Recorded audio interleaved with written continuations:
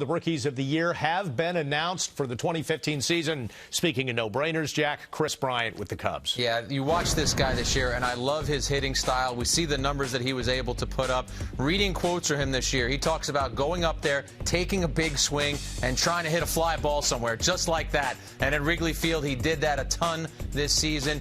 Just an enjoyable player to watch. And again, we talk about no-brainers. This guy was the rookie of the year, and you could have booked this early in the year. Sixth Cub to win it, and he was a unanimous selection, Kenny. Yeah, that's Noah Syndergaard's major league debut they just showed when he hit that home run. Pretty cool. Yeah, Kris Bryant, slam dunk. I thought the American League race was far more interesting. All right, so let's turn our attention to that. And it was more interesting because Carlos Correa of the Astros got 17 first-place votes. Meantime, Francisco Lindor of the Indians got 13 first-place votes. So, Bob, it was pretty close, but Correa came out on top. Closer than I thought. I mean, I thought Correa would be, if not a slam dunk, you know, he'd win by a heavy majority. I mean, he shows up and he makes an impact right away and becomes the best player on the first Astros team to make the playoffs in 10 seasons. It's a great narrative. It's hard for me to believe that there were that many people who voted against him.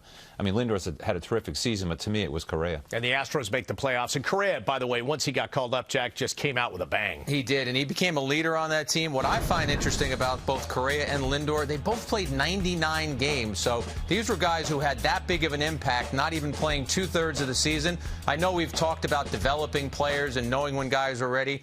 These guys might have been ready a little sooner. Maybe these teams should have pulled the trigger a little sooner because both of those players, and even Sano, who played in 80 games, they were clearly ready to contribute. Yeah, it's very interesting. And Bob mentioned the narrative. I think that helped Correa a lot. First overall pick, playoff team. I think you can make a very strong case for Lindor. Better defensively than Correa. Correa, better hitter. And I give the edge to Correa because of that narrative.